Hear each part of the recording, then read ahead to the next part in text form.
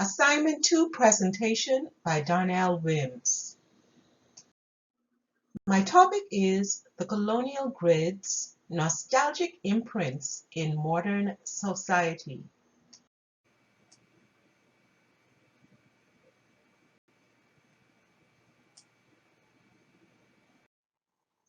Nostalgia has evoked certain responses and curiosities regarding the similarities between urban space and the built form. Several theories are researched to address the evidence of urban artifacts in modern society. Albert Pope's theory on what society is and how it is connected to the grid forms the foundation of the argument, as well as all other theories will establish how the grid alters the relationship or image as suggested by Pope. To understand the colonial grid's imprint in modern society, we investigate the order of several European countries, the English, the Dutch, and French, and look for their residuum, whether they are urban artifacts or nostalgic. This research shows historical applications of the colonizers. I have also suggested intellectual motives for grid design applied in the case studies by these colonial orders. The research will further reveal who benefited from this order and how. The objectives of this research are: 1, to explore evidence of strategies in urban design of the grid used to control the economy, social fabric of the city, culture, and spatial density. 2, to establish the relationship between the urban grid and human communication. And finally, to discuss theories to support ideas of real estate, economic utilitarianism, population size, and density. Considering the nature of the grid and the ideals of intellectuals, it moves me to explore whether or not this enabling element, through its complex and diverse nature, according to Pope, does enforce control, enable economic and political control, or cultural exclusion. Through qualitative and dialectic analysis and theoretical insight, the residuum existing presently in the culture, spatial density, and social hierarchy of our case studies will be apparent due to revealed historic records and contemporary imprints. Using the above methodology, emphasis is placed on historic events in each city where the grid was implemented. Consideration of the interpretation of the events in each case studies process, mention of the response of the natives to the colonial orders. Multiple theories were explored to present an image of the triple bottom intent of the colonial grid as an in-depth view of identity if such order exists in the fabric of modern society.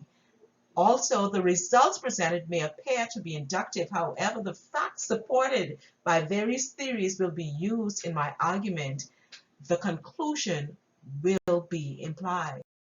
With the view that the city and society are the same, the current studies Dakar, Philadelphia, and Nassau will be examined for the effects of the colonial grid, looking into the current urban spaces for evidence of the grid's residuum.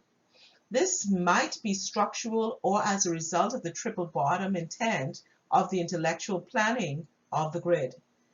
The research will consider Pope's theory of the city being the very image of the experiences of the people who live in them.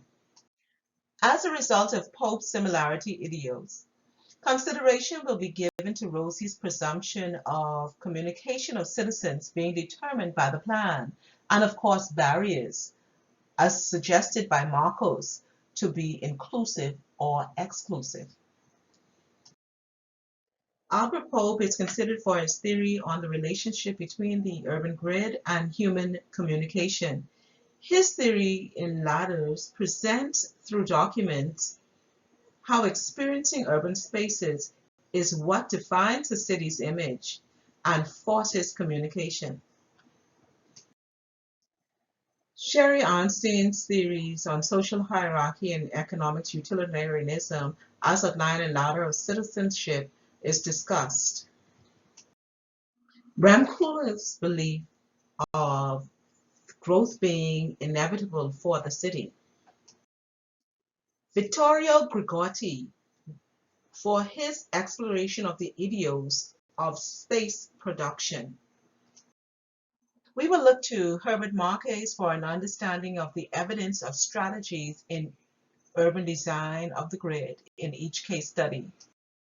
The idea of inclusion or exclusion is developed and supported by Ali Madinpour.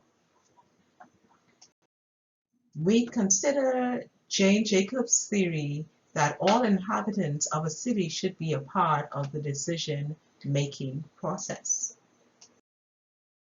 Philadelphia was occupied by the Lenape Indians. The English settlers came and created boundaries along the river.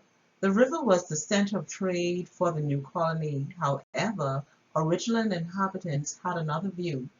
Large lots were located on the river. The river was the town center. It was the area designed for trade and commerce.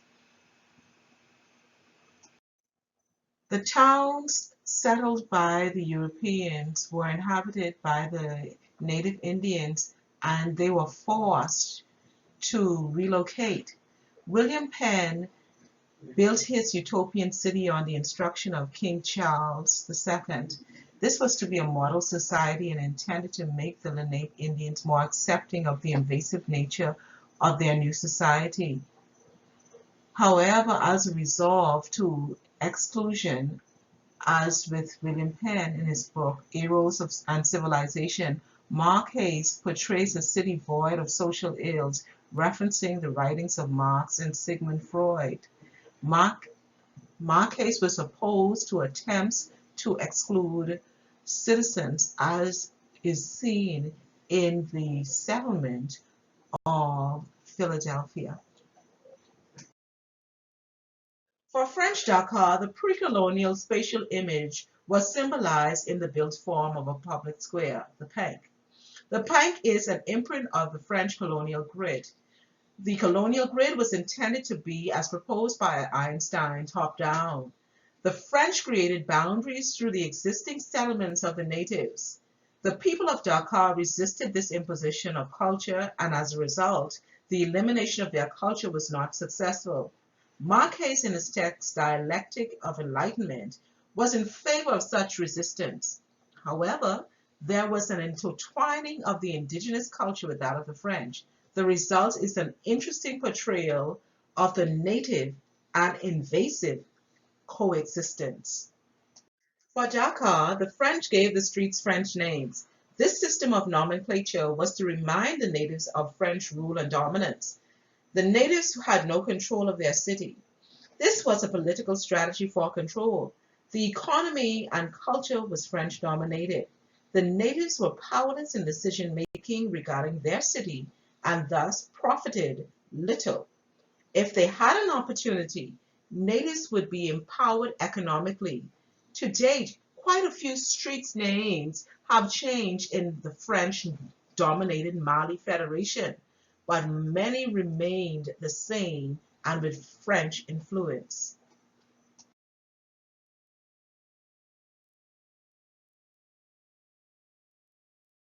Before the colonial era, members of Dakar lived around a central courtyard, after which the grid dispersed the original settlers.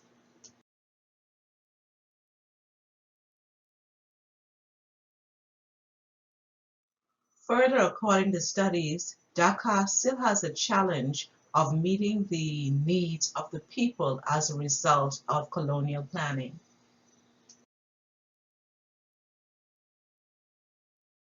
The city of Nassau is known by many names and has had many inhabitants. The Spanish are said to have discovered the islands, and as a result, they dispersed and eliminated some 40,000 Lucayans. After Christopher Columbus's failure to manage the colonies well, subsequently the English gained control. The city of Charleston was a thriving settlement along the southern part of New Providence. This was a pirate's haven. Charleston was the home of many resettled notorious British citizens. This town was eliminated and further erasing much of the memory of the Lucayans who once lived in small villages there. The debate for decades has been whether the city of Nassau was planned or settled, as there was no need to expand. There is evidence of plantations in zoned areas on the island and a town center as a commercial center still existing. This reflects the control of the former administration. The arrangement of space on this island is evidence of the English colonial planning order by Woodes Rogers. The English, French, Spanish, and Americans have all colonized this island at one time or another. They extended the wharf, built military bases along the northern coast, and built boundaries around large lots. Collins Wall, a boundary for the plantation of Ralph G. Collins, is an existing artifact of Morse's argument of exclusion. According to the authors of the Routledge Handbook of Planning Theory, urban planning is dependent on the place and objectives of the planner. A city is the image of the experiences there, according to Pope. The economy and exclusion forced natives of Philadelphia, Dakar, and Nassau to create economies where they would thrive. Due to zoning, smaller lots, the native zones were dense but user accessible. As documented in the 3 case studies, the use of the grid allowed settlers to manage their acquired territories, defining the relationship that territory should maintain with its conquered. So we see not only Michael Gunda, Ali Madinapur, and Vanessa Watson agree in the image of society created by the grid, but also Albert Pope. With time, we see the transition for all case studies from welfare state to that of independence in governing and economics. Philadelphia later, as the U.S. state, adopted the Keynesian economic theory, with the government establishing policies as a means of control. According to Lefebvre, planning evolved to have its influence based on social justice. Gated communities have increased across New Providence Island to divide those who have and those who do not. The question is, does this eliminate the emotive nostalgia experienced when seeing the remnants of the Collins Wall structure, or the vast difference in the lot sizes of the wealthy and the poor? For Dakar, Philadelphia, and Nassau, urban planners have in recent years been, to some extent, subject to designing due to society's lack of confidence in their ability to create legitimate and efficient plans. Thank you.